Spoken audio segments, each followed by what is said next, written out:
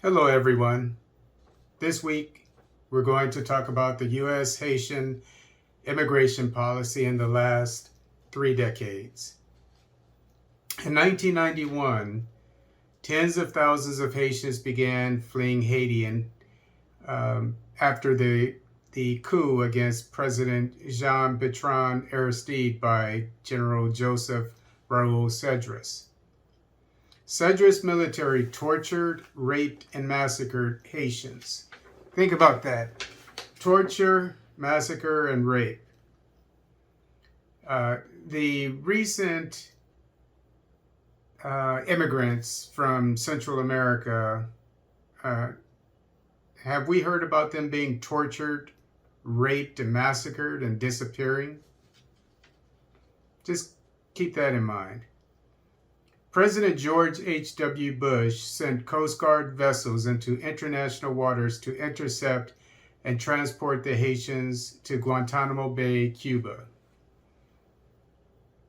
This violated international law in two ways, as far as I know. I'm not an international lawyer, but I assume that it violated international law in two ways. One, they were intercepted in international waters. From what I understand, a country cannot go into international water, has no jurisdiction in international waters.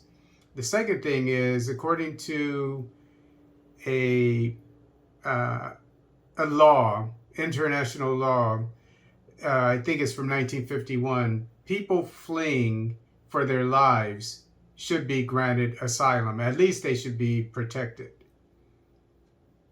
Haitian refugees were detained indefinitely at Guantanamo Bay. This was the first time that the United States detained people and refugees indefinitely. The Haitians were processed as quickly as possible through the asylum process. Most were denied access to the United States because they were seeking quote-unquote economic opportunities. Remember that. In 1991, or even afterwards, it started in 1991, but from 1991 until around 1994, the Haitians, they were not granted asylum because they were seeking economic opportunities. Remember that. By July 1992, only 300 Haitian refugees remained at Guantanamo Bay. In 1993, President Clinton abandoned his campaign pledge not to deny asylum to the Haitians. This gave, in other words, when he campaigned against George H.W. Bush, he said that George H.W. Bush was cruel because he wasn't allowing the Haitians into the country and giving them political asylum when they were being tortured, when they were political refugees. But when right before he became president, he did a 180 and said that he wasn't going to keep that promise. But by making that campaign promise, it gave Haitians hope, and they constructed 1,000 boats to transport some 150,000 people to the United States when he was inaugurated. But after he was inaugurated, he made a taped message that was sent to Haiti and Haitian communities in the United States, saying that their boats would be intercepted at sea and they would be returned to Haiti. And when I was stationed in Panama, and in 1994, I think it was at the end of mid 1994, we were sent to Suriname, South America. We were there for about 3 months to receive the Haitian refugees. And the reason why they were being sent from Guantanamo Bay to South America, Suriname, South America, was at the time it was mainly black. It seems that there are more Indians there now. When I say Indians, from India, and there's a racist problem there, from what I understand. But back then, the president was black, and so it would go back and forth, black, Indian. But now it seems that mainly, if you look at Surinamese news, you see Indian people. So it seems that they've taken over the politics there. But that's a story for another day. But the reason why they were going to be sent there is because the Panamanians, many of whom are black, and that probably half of them are mixed with black, at least, said that they didn't want the Haitians in their country, even though it was going to be only temporary. But later, just a few months later, they said that they wanted, and they accepted Cubans, most of whom are white, by the way. And so, and what happened was, the reason they never showed up to Suriname because the United States convinced the General Cedras to leave Haiti and go to Panama, to an island that only millionaires, basically, from what I understand, live on. And so you would have to wonder where he got the money. He's probably still there. He's still alive. I think he's 72 years old. And this was almost 30 years ago. And so he's living among millionaires on a secluded island. Where did he get the money to do this?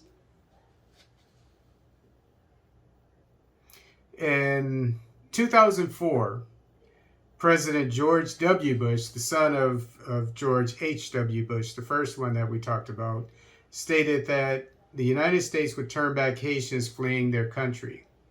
I don't remember exactly what happened in 2004, but obviously there was political unrest. And the United States Coast Guard intercepted over 500 Haitians in 2004. Now we're coming to 2001, this year. On June 14th, the official United States position about illegal immigration by Latinos, mainly Central Americans, was the United States, quote, this is quote, "The United States is neither being invaded nor does it face an unmanageable migration crisis." Okay, so illegal immigration, as you probably remember, early this year was accepted by the Biden administration after Trump didn't allow it. During this time, the economies. Remember, we talked about the economies. The Haitians weren't allowed into the United States because they supposedly, even though they were being raped and disappearing, etc., that they were trying to get into the United States for economic reasons. The reason why Venezuelans and Central Americans were coming to the United States, or were allowed into the United States, is because their economies were in shambles. And here in Sacramento, at the BMW dealer where I go for the service of my car, probably all of the Uber drivers that I've had, not many, but let's just say two, maybe three, were from Venezuela, and they were white. And my wife told me that when she just went back to Panama less than a month ago, she said that there was a white Venezuelan girl, because Venezuelans, I'm told by my wife, are racist. There was, even though they have a lot of black people, but they're racist people. Um, Panama has a lot of Venezuelans, and there was a white doctor, female doctor, with her daughter. And when her daughter was playing on the playground, she saw a black Panamanian girl and said she looked like a monkey. So the Panamanian government fortunately sent their family back to Venezuela.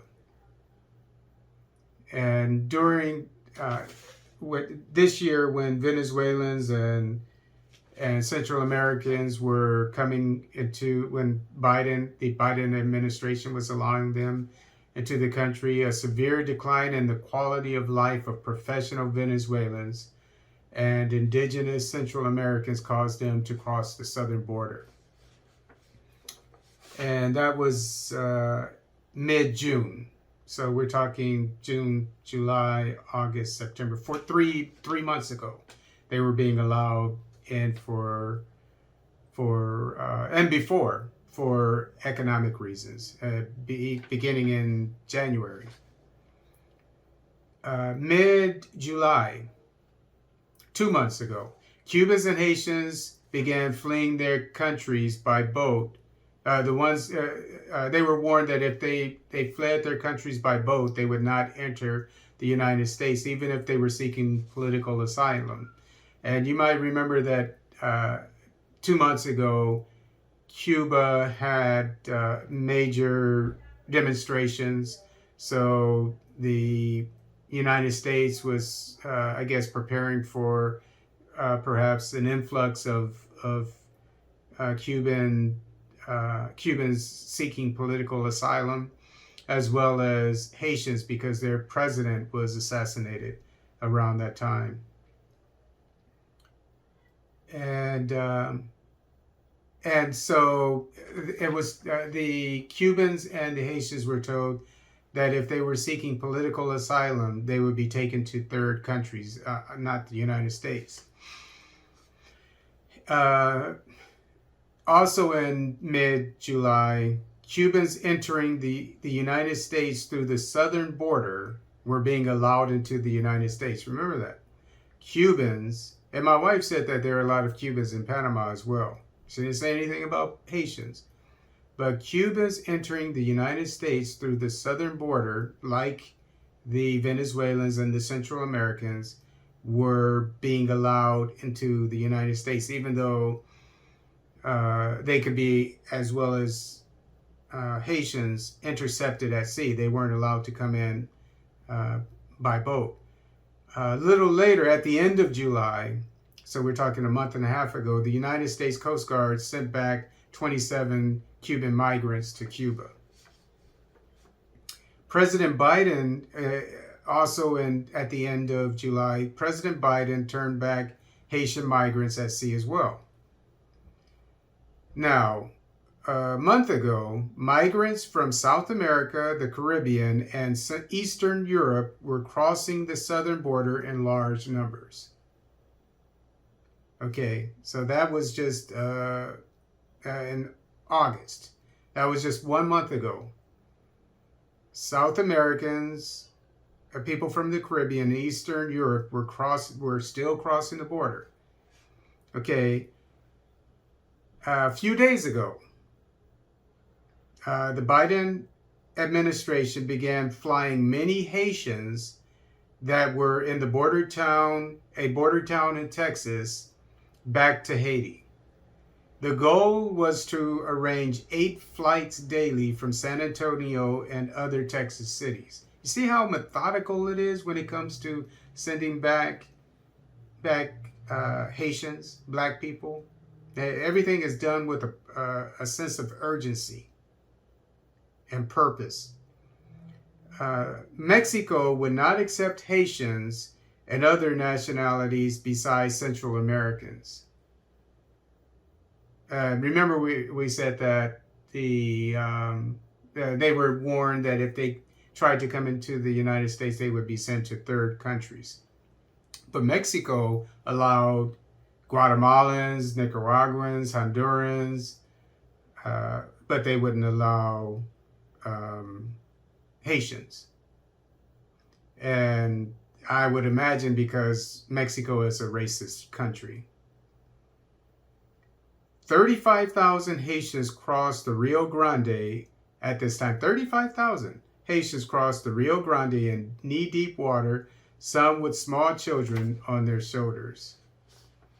So this is, in a nutshell, the United States policy on Haitian immigration for the last 3 decades. Obviously quite different from that of countries that don't have black populations, large black populations.